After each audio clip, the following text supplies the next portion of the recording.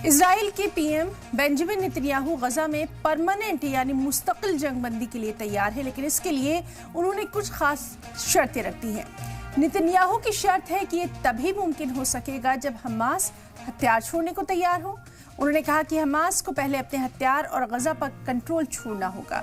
Netanyahu ने warning दी कि अगर इजराइल की शर्तों पर समझौता नहीं हुआ तो लड़ाई जारी रहेगी, यानी जो शर्तें नेतन्याहू ने रखी हैं वो किसी भी हाल में अमल के काबिल नहीं है, क्योंकि हमास ने लगातार ये दावा किया कि वो सरेंडर नहीं करेगा। ना ही दुनिया के दूसरे मुस्लिम ममालिक चाहते हैं कि गजा पर फिलिस्तीन के अलावा किसी और का कंट्रोल हो।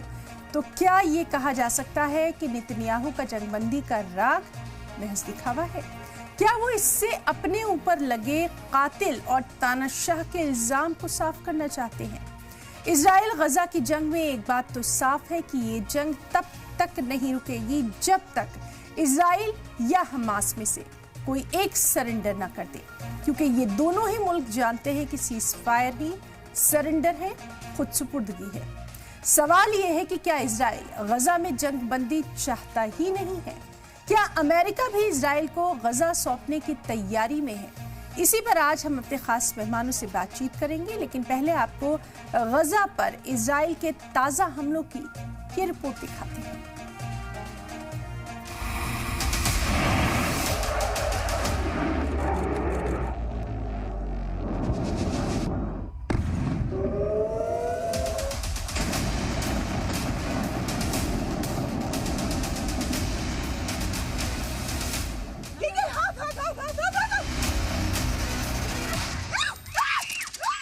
इजराइल का जुल्म कहाँ थमने वाला है?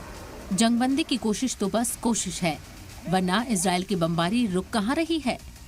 गाजा में आसमान से गोले बरस रहे हैं और पूरी दुनिया गाजा में कत्लेआम का नजारा देख रही है। इजराइल के ताजा बमबारी में 17 फलस्तीनी हलाक हो गए हैं, जिनमें 8 बच्चे और 2 खवातीन शामिल हैं। अक़वाम मुत्तहिदा के बच्चों की एजेंसी के मुताबिक सेंट्रल गाजा में देरुल बलाह में एक क्लिनिक के सामने फूड सप्लीमेंट्स के लिए लोग कतार में लगे थे। इसी बीच इजरायली हमला होता है और लोग मार दिए जाते हैं।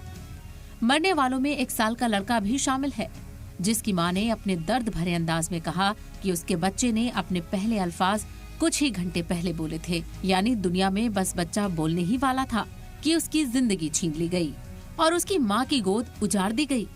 ये जुल्म है जिसे पूरी दुनिया देख रही है। वहीं जहां डॉक्टर्स मरीजों का इलाज कर रहे थे, तो कई बच्चों और दूसरों की लाशें शुहदा अस्पताल में फर्श पर पड़ी देखी गई। US based ad group project hope, जो कि एक रिलीफ कैंप चलाता है, उसका कहना है कि ये हमला इंसानी हमदर्दी के कानून की सरी खिलाफ वर्जी है। वाज़ेह हो कि जुमेरात को इजरायली हमलों में कम से कम 66 फलस्तीनियों की हलाकत हुई थी। इस तरह से इजरायली कत्लेआम में अब तक 57,000 से ज्यादा फलस्तीनी मौत के घाट उतार दिए गए हैं और हमास के नाम पर उन पर ऐसा जुल्म किया जा रहा है जिसे तारीख कभी नहीं भूलेगी। दुनिया का दोहरा रवैया तो देखिए। दूसरी तरफ कतर में जंगबंदी पर बातचीत चल रही है, हमास से डील तय करने की कोशिश की जा रही है और एक तरफ गाजा वालों पर जुल्म किए जा रहे हैं। इजराइल के वज़ीर-ए-आज़म बेंजामिन नेतन्याहू का कहना है कि इजराइल गाजा जंग को खत्म करने के लिए हमास के साथ देर पर डील करने के लिए तैयार है। नेतन्याहू ने भी कहा कि हमास को अपने हथियार छोड़ने होंगे। इजराइल का कहना है कि अगर इजराइल की शर्त पर किसी मुआहदे तक पहुंचने में नाकामी हुई तो मजीद तबाही मचेगी। यानी ये तो जुबान है, खुदा के लहजे में बोला जा रहा है। क्या ऐसे में जंगबंदी मुमकिन हो सकती है? गौरतलब हो कि 21 महीने की जंगबंदी तजवीज पर अमेरिका में भी काफी देर तक बात चली। डोनाल्ड ट्रंप और नेतन्याहू के बीच मीटिंग का दौर चला। ऐसा लग रहा था कि जंगबंदी बस होने को है, लेकिन कुछ राहत की खबर नहीं आई। वहीं दूसरी तरफ कतर में भी जंगबंदी पर लंबी बातचीत चली और हमास ने 20 बंधकों में से 10 को रिहा करने पर इत्तेफाक किया, जो अभी तक कैद में हैं। दूसरी तरफ हमास गाजा में मुफ्त इमदाद का मुतालबा कर रहा है और इजरायली फौज को जमीन छोड़ने की मांग कर रहा है। वहीं हमास मुस्तकिल जंगबंदी चाहता है। वहीं इजरायल के वजीर खारजा ने कहा है कि अभी मसले के हल में कुछ और वक्त लग सकता है। अब देखना ये है कि कब गाजा जंगबंदी होगी और कब इजरायल का जुल्म थमेगा। ब्यूरो रिपोर्ट, सलाम टीवी।